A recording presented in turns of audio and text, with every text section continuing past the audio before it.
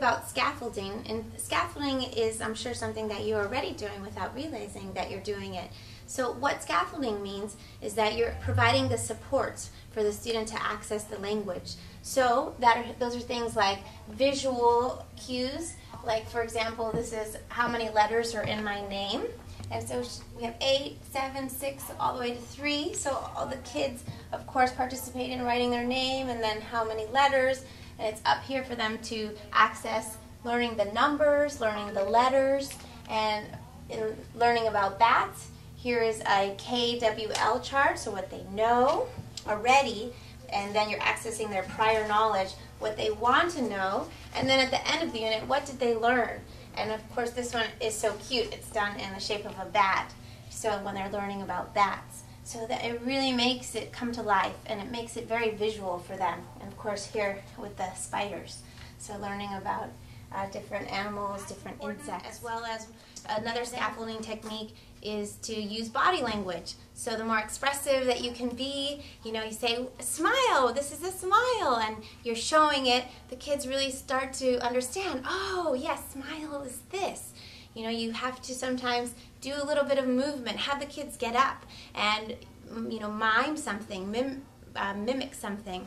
When I'm teaching vocabulary, often I use total physical response, where, for example, we're learning geography, and so I say, okay, Michigan, you know, looks like a glove, everybody show me the glove, and so what lake is over here, where the thumb is on the glove, and then they have to show the lake. Oh, I know that lake, you know, what lake is over here? So they have to get out of their seat, they're saying it, they're moving at the same time, so the more senses that you're introducing to the student, when they hear it and they see it and they're kinesthetically they're moving, the better they'll remember it. So as much, and many of us do.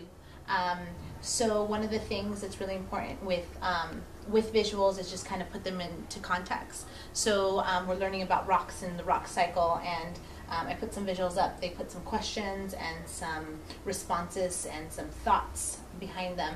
Also when learning new vocabulary, I'll say paleontologist, and we'll have some visuals up there. And I'll just do a lot of TPR, which is called total physical response, and pretty much it's associating kind of body movement and associating to what they're learning. So for example, when we learned about geology, we talked about different landforms, and we used our hand as a basis of remembering that important vocabulary, such as mountains and plains. And we learned the valleys, because the valleys are between the mountains, which was a lot of fun for them. We also learned peninsula. Actually, this was taught to me by a second grader last year. She was like, look, Maya said peninsula, and they'll never forget that. I randomly have kids come up to me and they go, peninsula. So total physical response is super important to kind of glue that vocabulary into their brain. We learned about it now. And front loading is about giving them kind of what they're going to be learning about ahead of time. So one of the ways that you can do front loading or anticipatory set is by giving them visuals. Let them see what they're going to be. Let them explore. Let them question. KWL is also a great way to front load. Front loading vocabulary, important vocabulary, is really important. Ask them to tell you what they think it means based on the TPR that you're using in class, or the total physical response movements. So again, front loading is really important. Front loading vocabulary when doing read alouds. Some words that you know that are really important that they're going to be encountering that they might not necessarily know. So I hope that's helpful. With one another. So this is called, it's called comunicate, which means communicate, and it's just sentence frames for them to learn social language. Like, can you please not do that again? I didn't like when you did that.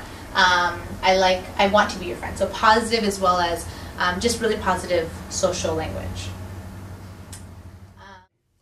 So it's so important when you're teaching language learners to have them work often in teams so that they can support one another. And the kids that are still in the silent stage, they're not comfortable using that language, they can really hear more of the language and they can repeat the model of their peers.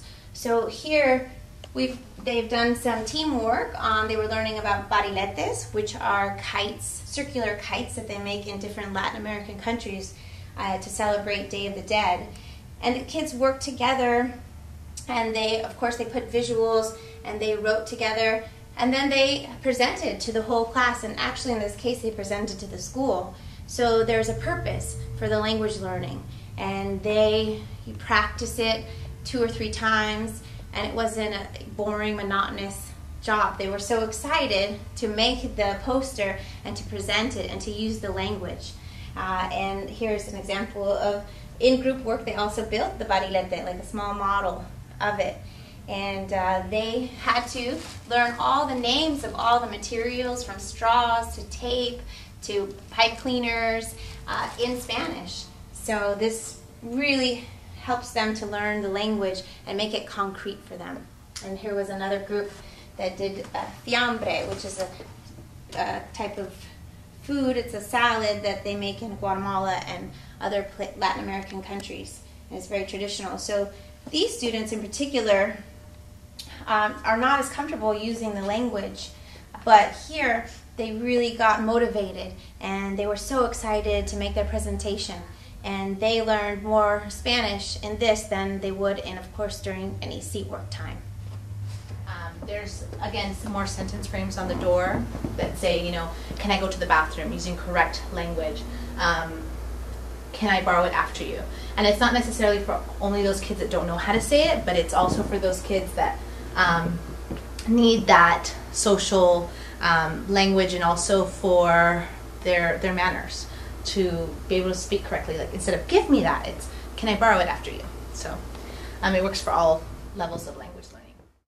So whenever you have language learners, it's so important to give them the sentence starters, the vocabulary, and not just every once in a while, but every day. They should have access to it, whether it be in a notebook in their desk or visually on the walls. So here we have the questioning words, cuando, when, and it has, of course, the question mark and que.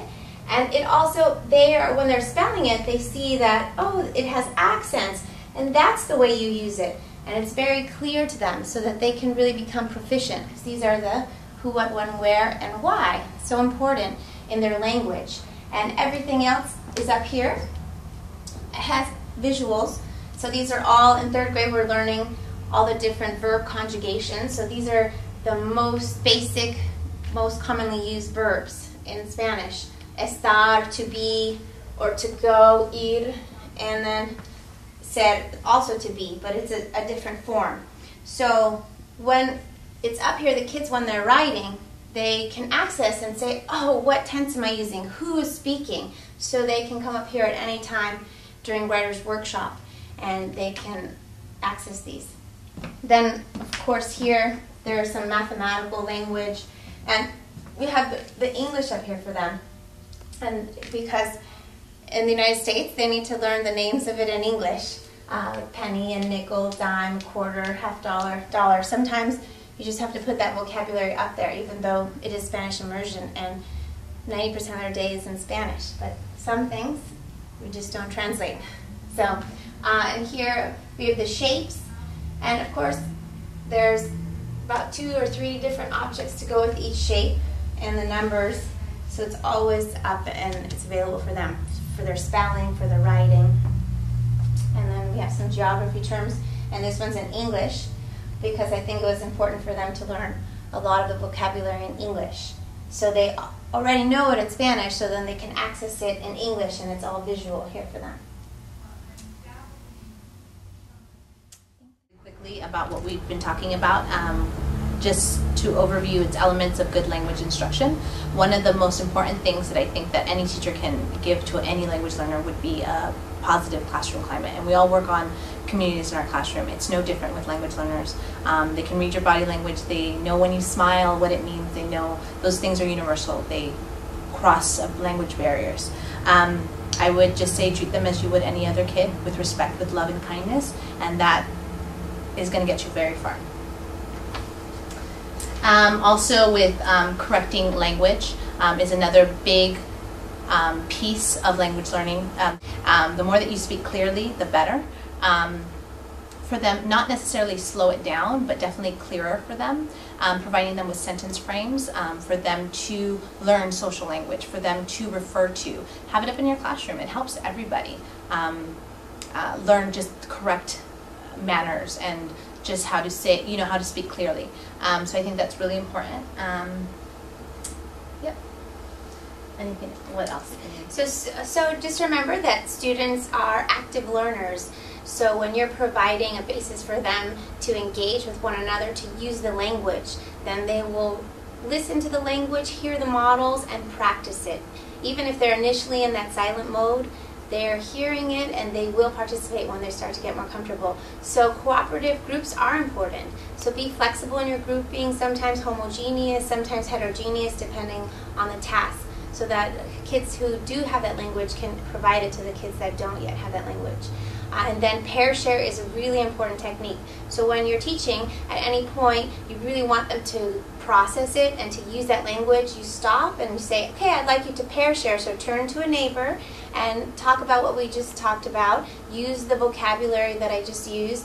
Have them share. Then they can really feel part of the lesson and they're using that language.